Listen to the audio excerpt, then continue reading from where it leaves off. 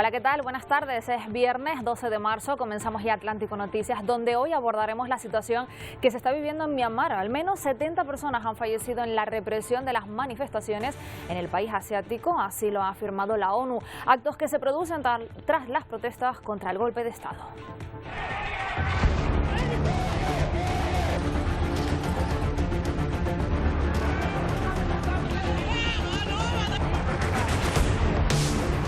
Las fuerzas de seguridad volvieron este jueves a reprimir una protesta y mataron a 10 personas. El Consejo de Seguridad de la ONU ha hecho un llamamiento para abandonar el uso de la fuerza contra manifestantes, mientras se acelera la ofensiva judicial contra la oposición al acusar de corrupción a la líder del gobierno y crece la presión internacional sobre la junta militar que está en el poder.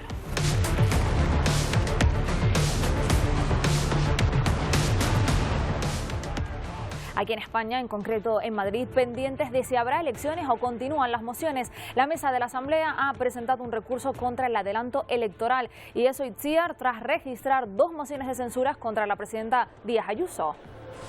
Sí, Eva, y por delante el tribunal tendrá 2 días para resolver este recurso. Además, hoy conocemos que por el Partido Socialista irá Ángel Gabilondo como candidato de haber elecciones y por otro lado que en Ciudadanos habrá primaria. Por cierto, y en el programa veremos cómo Ignacio Aguado se ha referido a la que hasta ahora era su presidenta.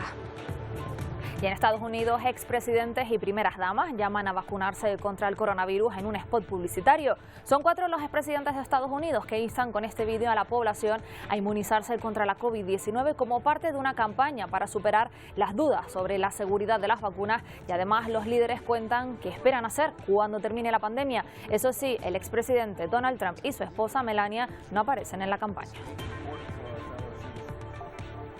Después de 15 meses, este niño ha podido volver a abrazar a su abuela gracias a la vacuna. Ha ocurrido en Pensilvania, Estados Unidos. La mujer de 71 años se vacunó y lo primero que hizo fue abrazar a su nieto de 3 años que no lo veía desde las Navidades de 2019.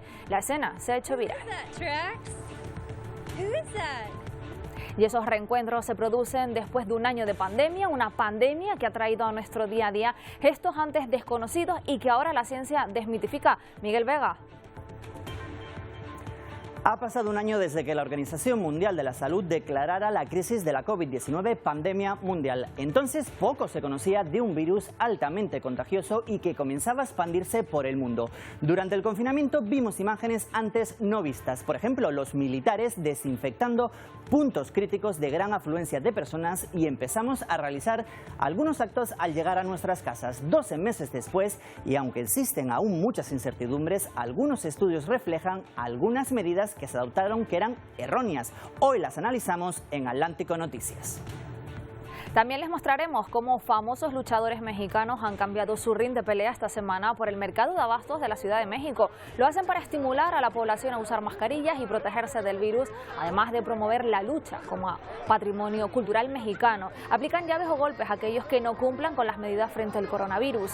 Además veremos cómo cientos de estudiantes cruzan la frontera entre México y Estados Unidos cada día para ir al colegio, y es que mientras en México los colegios están cerrados por la pandemia, en el lado de Estados Unidos las clases son parcialmente presenciales. Y veremos también las imágenes surrealistas que nos deja un pueblo abandonado en el norte del Ártico de Rusia, lámparas adornadas con escarcha, paredes heladas y capas de hielo saliendo de los cuartos. El frío invernal transformó a este pequeño pueblo.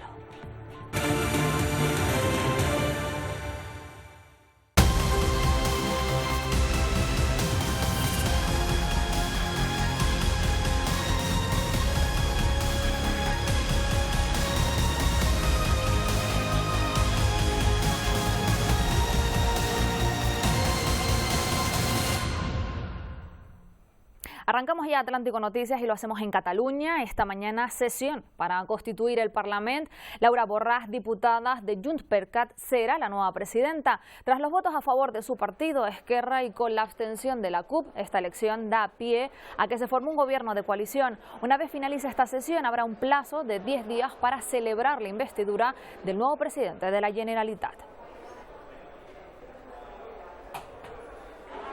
Menos estabilidad se vive en Madrid, donde las mociones de censura de Más País y PSOE se enfrentan al adelanto electoral propuesto por los populares. Itziar, de hecho, parece que se ha abierto un proceso judicial. Sí, Eva, porque se ha conocido este viernes que la Mesa de la Asamblea de Madrid ha presentado un recurso al Tribunal Superior de Justicia en contra de ese adelanto electoral al 4 de mayo, una fecha laborable, por cierto, que ha elegido la presidenta Isabel Díaz Ayuso. Y además depende de qué punto se mire esa Mesa de la Asamblea, está disuelta o no. De haber elecciones, sabemos que el candidato por el Partido Socialista, un partido que ha apostado por la continuidad, es Ángel Gabilondo. También sabemos que el líder de Vox ha postulado a su partido como socio de gobierno ante unas elecciones con el gobierno de Partido Popular, y además asegura que en todas las autonomías deberían convocarse elecciones, en todas aquellas que haya un gobierno de PP con Ciudadanos. Por cierto, en Ciudadanos habrán primarias, Ignacio Aguado ya se ha postulado como candidato y esta era la manera que tenía de referirse hasta la que ahora era su presidenta Isabel Díaz Ayuso. Es que Ayuso es experta en dar la vuelta a la tortilla a las cosas. Gracias, como si yo llego a mi casa Chao. y ves a tu pareja en la cama con otra persona y cuando le pides explicaciones te dice que lo ha hecho por si acaso tú en la oficina estabas con otra persona. Está intentando engañar a la opinión pública, haciéndonos creer que había una moción de censura en ciernes y que por eso ha tenido que tomar esa decisión, lo cual es profundamente falso. Y nuevo episodio en torno a la moción de censura presentada en la región de Murcia. El PP ha anunciado un acuerdo con 3 de los 6 diputados de Ciudadanos para dar continuidad al actual gobierno. De hecho, todavía el presidente López Miras acaba de anunciar que incluye a estos 3 diputados en su nuevo ejecutivo.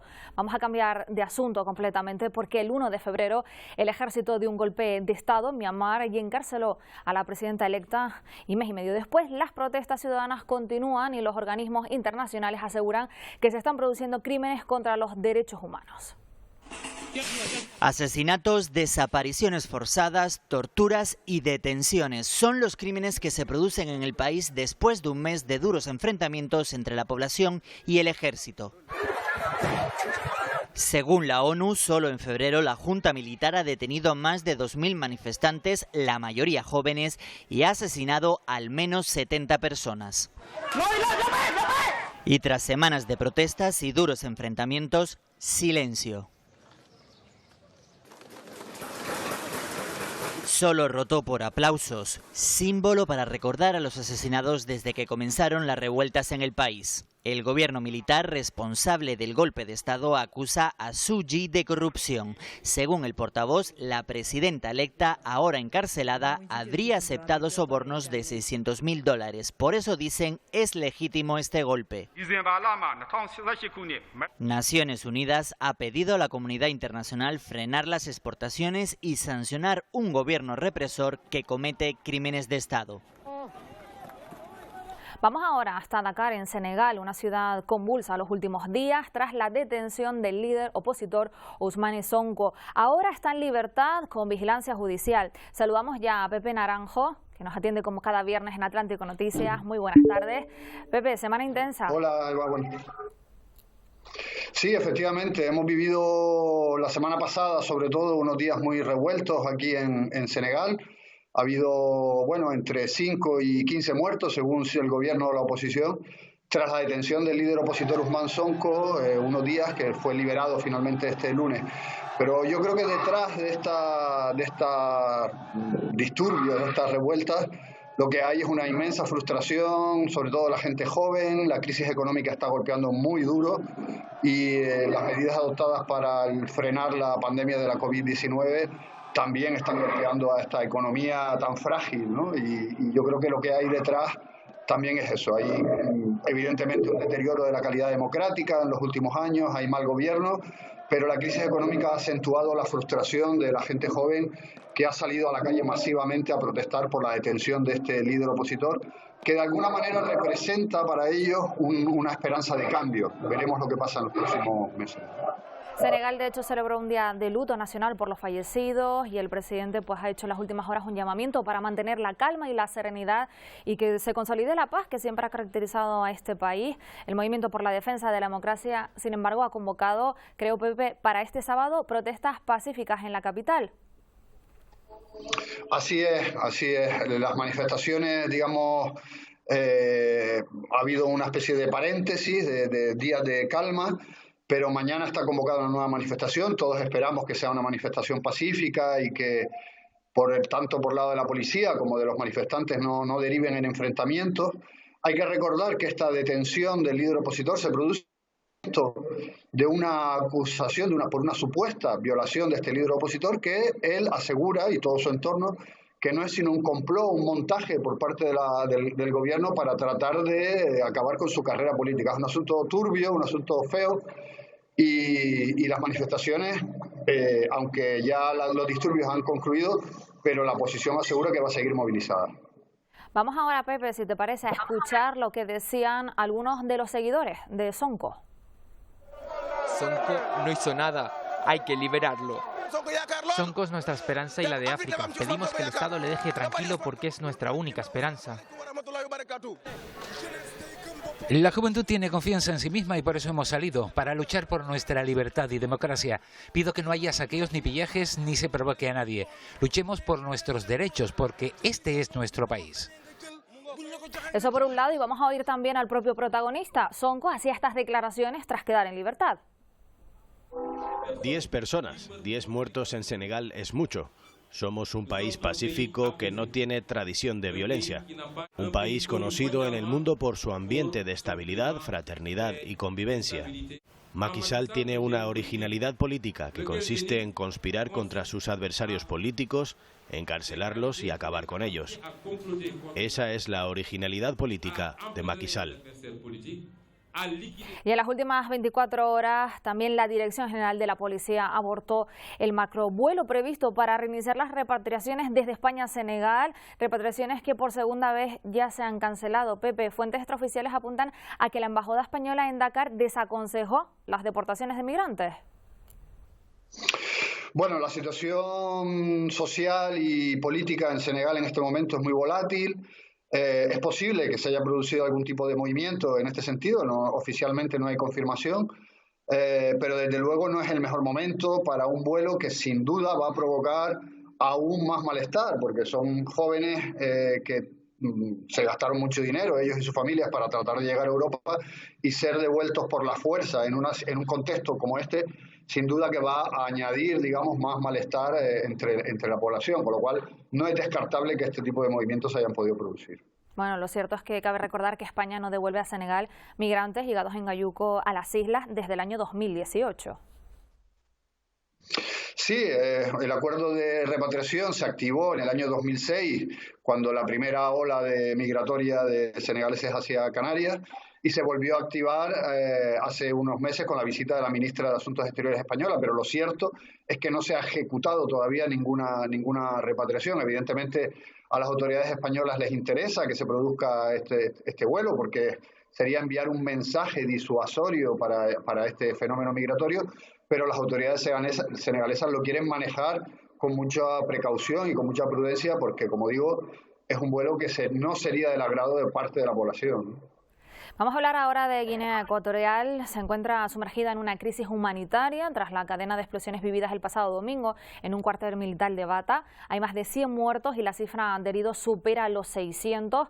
Miles de personas han perdido sus casas, las labores de rescate continúan, por lo que la cifra de víctimas, Pepe, podría seguir en aumento.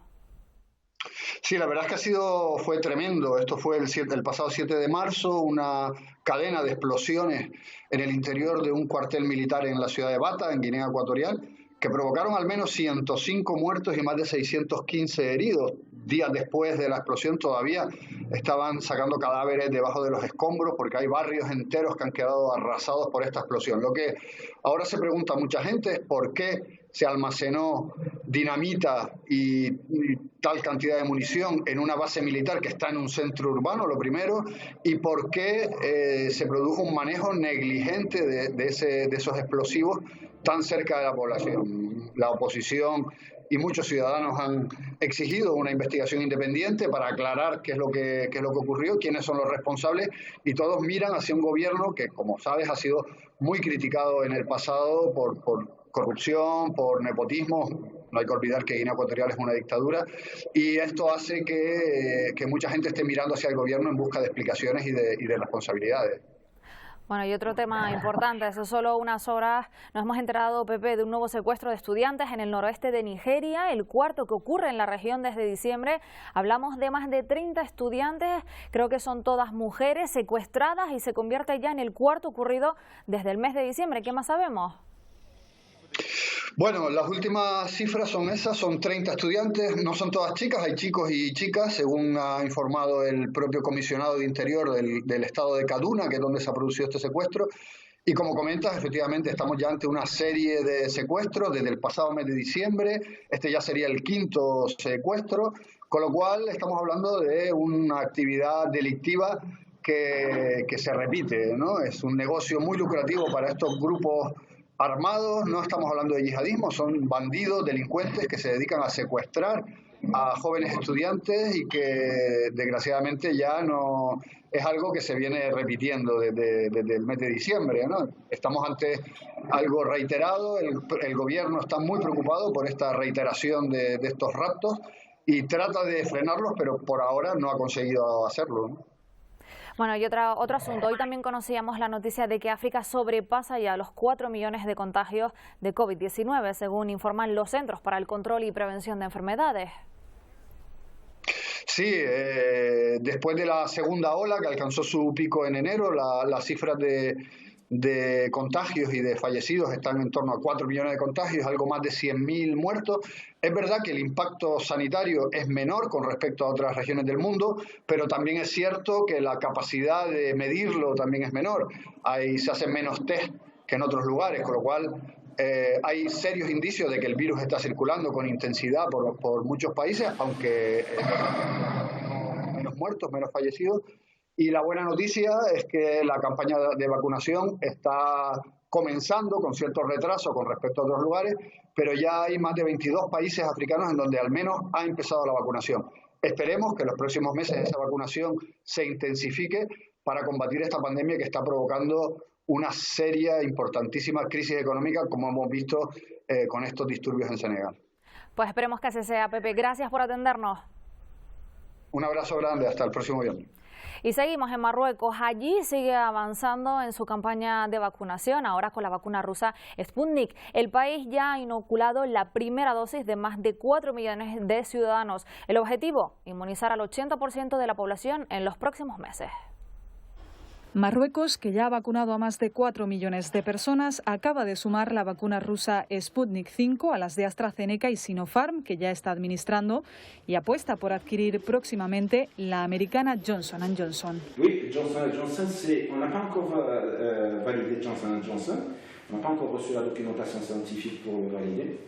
Donc pas d'émergence use pour le moment, mais c'est un bon vaccin qui est la même technologie que celui de Sputnik et la même technologie que celui d'AstraZeneca.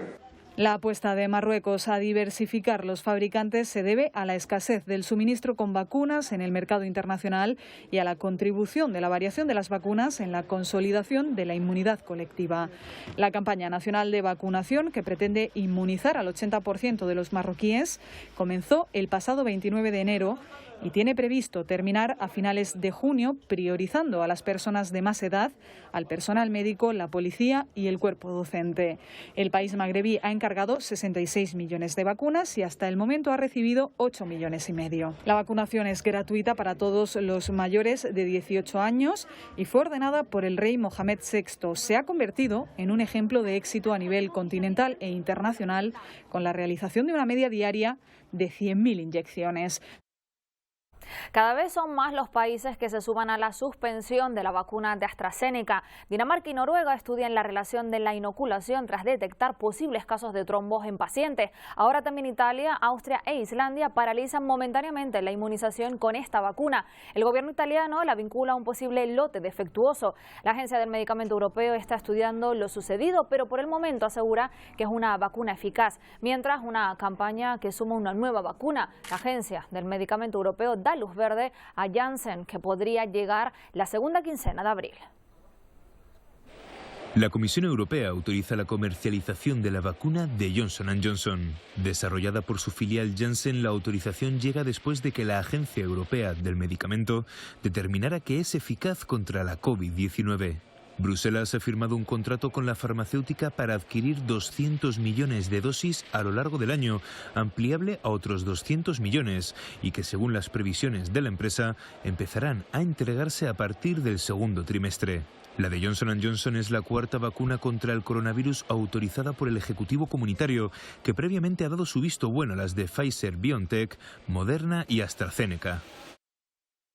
Después de 2 meses con el país confinado, Portugal comienza su particular desescalada tras controlar la expansión del virus. El gobierno ha anunciado que comenzará a flexibilizar las medidas gradualmente. Primero reabrirán las escuelas de infantil y primaria, también las peluquerías y el comercio minoritario.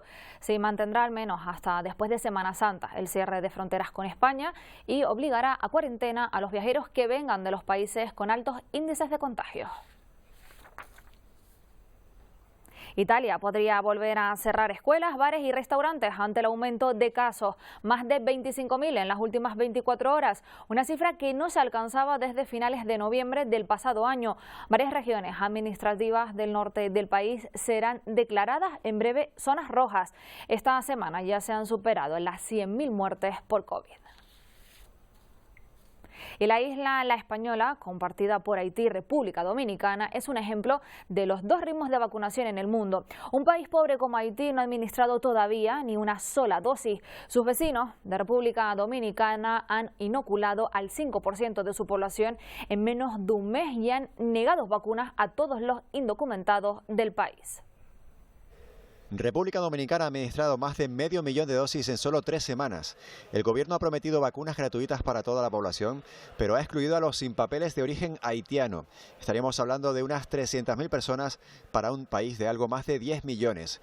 República Dominicana y Haití son 2 países vecinos en una misma isla, separados por una frontera de 400 kilómetros, distintos enfrentamientos históricos y diferencias socioeconómicas importantes.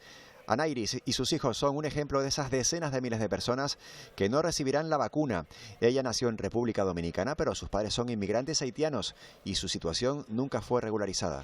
No se la ponen a uno, no se puede hacer nada. Vamos a esperar en Dios que digan. En este barrio de Santo Domingo Oeste, muchos otros vecinos son también de ascendencia haitiana. Tengo miedo de que nos podamos contagiar porque somos nosotros toditos mis hermanos que no tenemos documentos. La decisión de excluir a los sin papeles de la vacunación ha generado un debate importante en el país. Que la vacuna debe ser para todo el mundo, sea negro, sea blanco, sea haitiano, sea lo que de cualquier nacionalidad. Detrás de esta decisión también está el temor del gobierno dominicano de que se produzca una avalancha de haitianos cruzando la frontera para recibir la vacuna contra el coronavirus, ya que Haití todavía no ha puesto en marcha la vacunación. El Ministerio de Salud Pública ha adelantado que estudia una fórmula para determinar qué haitianos sí son residentes permanentes y así que familias como la de Anairis o Tangeli no queden desprotegidas. Funcionarios de Sanidad de Brasil han advertido que el país está al borde del colapso hospitalario y la cifra de fallecidos sigue subiendo cada día. La última, más de 2.200 fallecidos y cerca de 80.000 nuevos positivos. A pesar de las cifras, el presidente Jair Bolsonaro ha criticado el cierre de servicios no esenciales e instado a los brasileños a salir de sus hogares. Tan solo el 2% de los 210 millones de brasileños se han vacunado. Y tras un año de pandemia, Cuba vive la peor oleada de positivos. Los expertos estiman que los contagios seguirán creciendo entre los 700 y 900 casos diarios. El país caribeño no ha adquirido ninguna de las vacunas que están en el mercado internacional y pone sus esperanzas en las 5 que está desarrollando. No tan difícil es la situación en Estados Unidos. Biden llegó con una serie de retos como hacer obligatoria la mascarilla y lograr que los contagios se redujeran. Y lo cierto es que en 60 días se han dispensado 100 millones de dosis de la vacuna contra la COVID.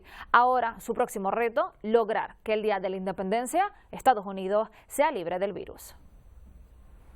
Todos los adultos vacunados sin distinciones por edad o riesgo en Estados Unidos y antes del 1 de mayo. Es la meta que se marca Biden un año después de que el coronavirus se convirtiera en pandemia. Todos los adultos americanos van a ser vacunados antes del 1 de mayo y esto es antes de lo programado. Y es antes de lo programado. Al estrenar gobierno se fijó 100 días para vacunar con 100 millones de dosis. Pero lo cierto es que... El cargo esta noche puedo decir que no solo vamos a lograr ese objetivo, vamos a superarlo. De hecho, hemos alcanzado esta meta de 100 millones de dosis en el día 60. Ningún otro país del mundo ha hecho esto. Otra meta, que el 4 de julio, Día de la Independencia, Estados Unidos se independice, pero esta vez del virus. Los grupos pequeños podrán reunirse después de este año largo y difícil que hará de este Día de la Independencia algo realmente especial, donde no solo marcamos nuestra independencia como nación, sino que comenzamos a marcar nuestra independencia de este virus. Pero, sin duda, uno de sus mayores desafíos, que no se relajen las medidas, no solo para aumentar el ritmo de vacunación, sino para reducir esa media de 50.000 casos nuevos al día. Y este vídeo es una campaña realizada en Estados Unidos para concienciar sobre la importancia de vacunarse. En ella han participado todos los expresidentes vivos de Estados Unidos, salvo Donald Trump, incluso el expresidente Carter, de 96 años. Todos han insistido en la necesidad de la vacunación para protegerse y proteger a quienes queremos.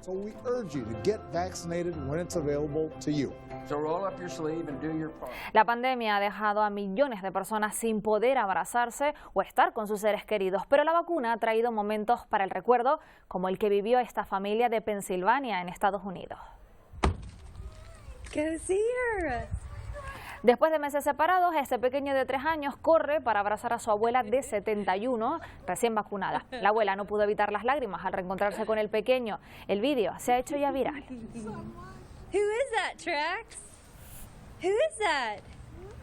Y la vacunación en el mundo trae consigo la creación del llamado pasaporte sanitario europeo, que ya está en la agenda de Bruselas. La Comisión Europea presentará este 17 de marzo una propuesta para los ciudadanos de la Unión. El objetivo es proporcionar, entre otros, la prueba de que una persona ha sido vacunada. Vamos a profundizar en este tema. Saludamos hoy en Atlántico Noticias a David Curbelo, profesor de la Universidad Europea de Canarias y experto en bioética. Buenas tardes. Buenas tardes, Eva. Mucha polémica la que está trayendo este pasaporte. ¿Por qué? ¿Qué es lo que ocurre?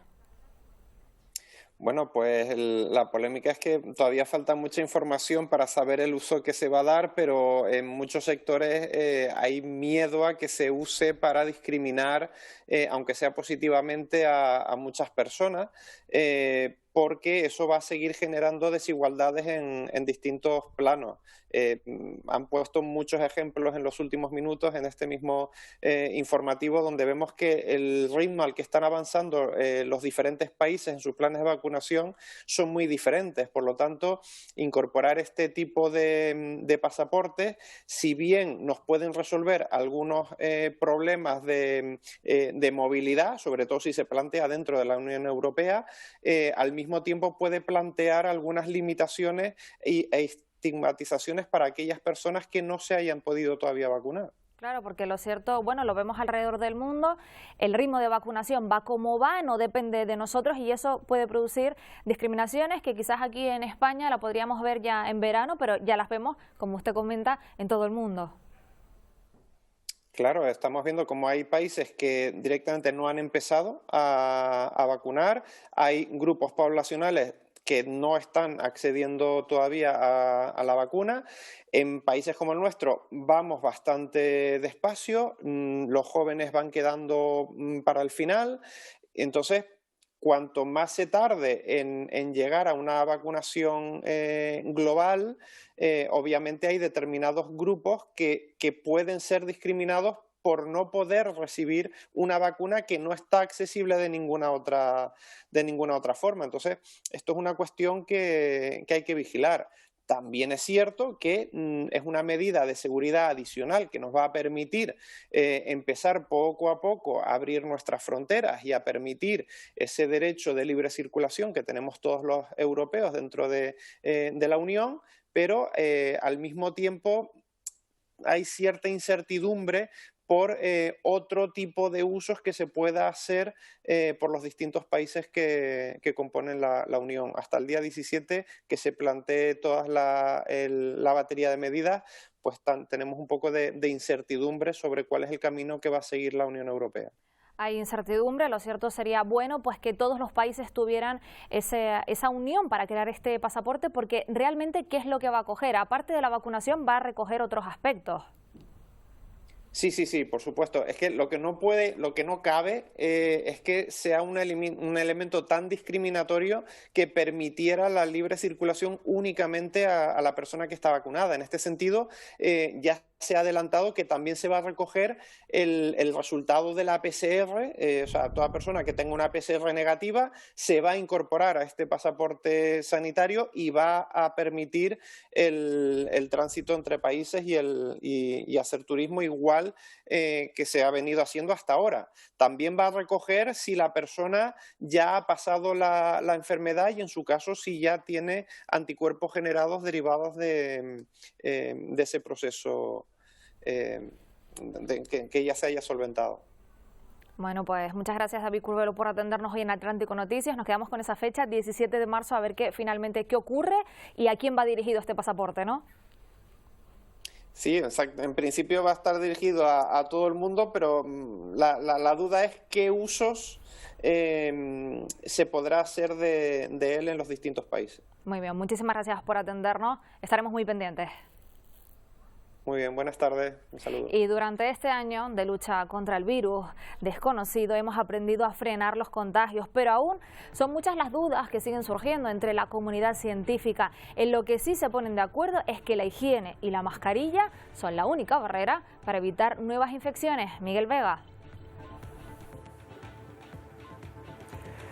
Cuando comenzó la pandemia y todo eran incertidumbres en cuanto a la COVID-19, comenzamos a ver acciones para frenar la expansión de la COVID-19 en las ciudades, como la Unidad Militar de Emergencias fumigando instalaciones y puntos de afluencia de pasajeros.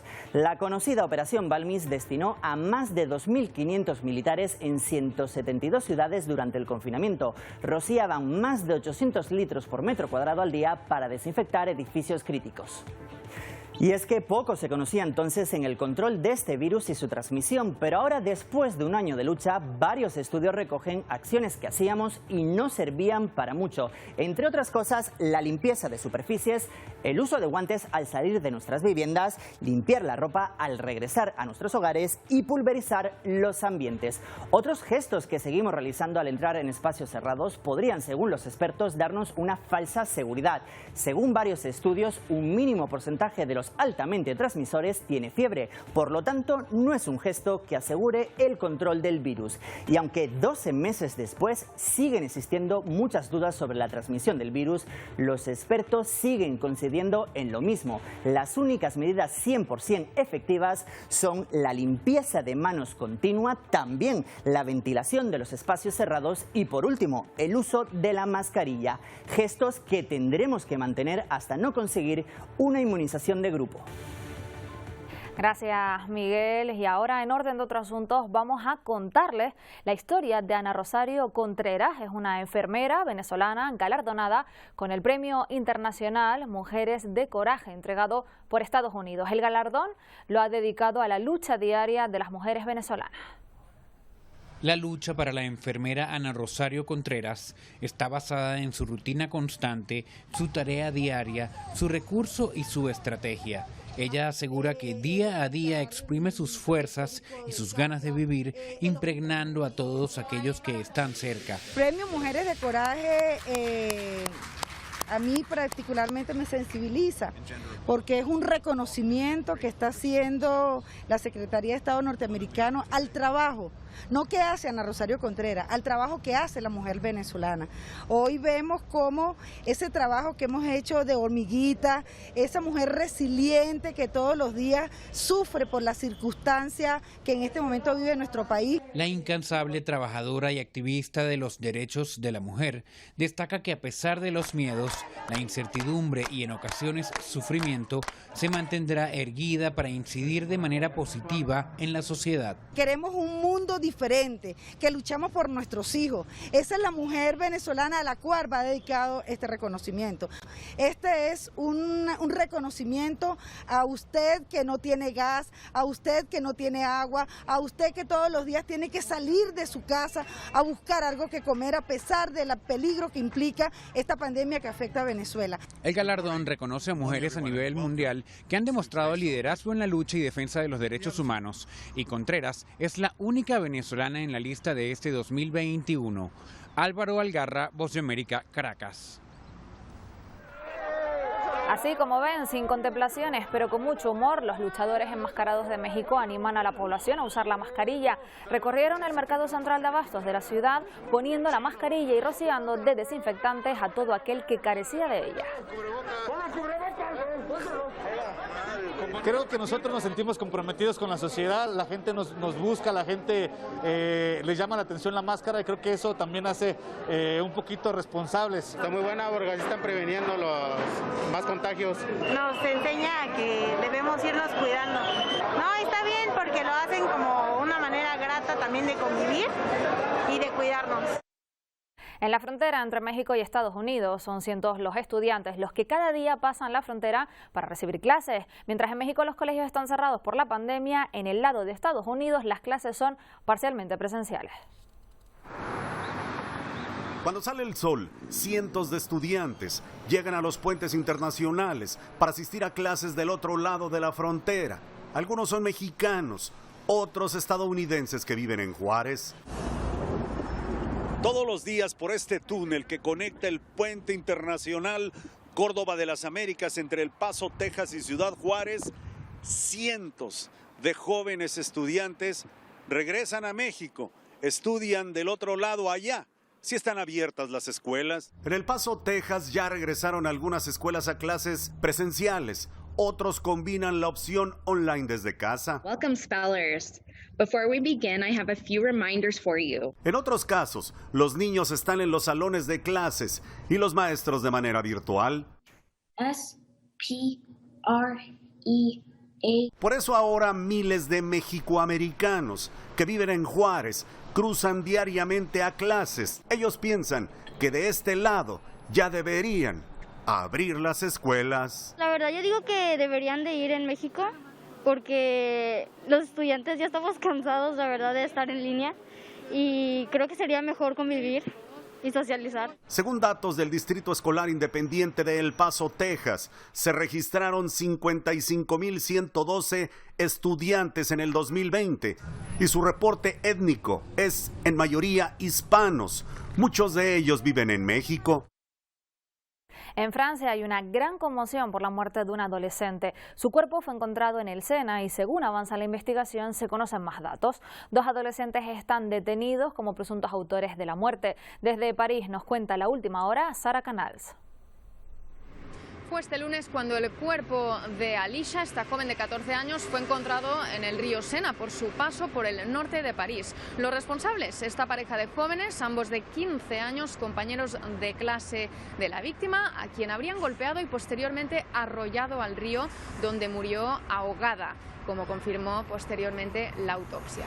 La principal hipótesis en esta historia es que se trata de un crimen pasional alentado por los celos. La Fiscalía francesa ha pedido la imputación por asesinato de estos 2 jóvenes, un crimen que podría implicar hasta 20 años de cárcel. Sin duda un caso que ha conmocionado a toda Francia, que recientemente ha experimentado un aumento de peleas entre grupos de adolescentes, entre bandas. Aparte de Alicia, ha habido ya 2 víctimas mortales, ambos menores, en el país. Desde París, Francia, Sara Canals para Televisión Canaria. Y vean ahora el sorprendente fenómeno que se ha producido en Ecuador. Son las 7:51 de la mañana. Miren cómo tenemos el cielo. Miren. Aunque la imagen se ve como si fuese de noche, debería ser completamente de día. Así amanecieron en la provincia de Chimborazo debido a una gran nube de ceniza provocada por la erupción del volcán Sangay. La dirección de la nube por el momento es incierta para los expertos. La provincia se encuentra en situación de emergencia. Impresionantes incendios afectan a la Patagonia Argentina. Hay al menos 200 personas evacuadas y más de 15 desaparecidos. 6 focos están activos. El gobierno señala que fueron intencionados y por el momento las condiciones meteorológicas no son favorables para su contención. Greenpeace afirma que ya hay quemadas cerca de 2.000 hectáreas. Y esta es una ciudad fantasma congelada de Rusia, en Siberia, una estampa que se asemeja a escenas de películas de ciencia ficción, con temperaturas tan bajas como menos 50 grados. Todos los lugares están cubiertos de nieve y hielo. Los edificios abandonados, como ven, llenos de nieves, dejan estas imágenes espectaculares. La cadena humana artística más larga del mundo llega a un antiguo mercado de esclavos en Benín, en África.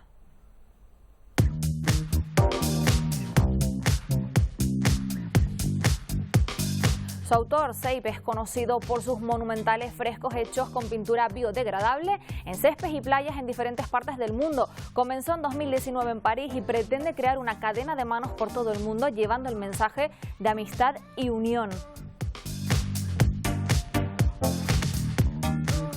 Con esta obra de arte nos despedimos. Se quedan ya con toda la actualidad en el Telenoticias 1. Disfruten del fin de semana. Adiós.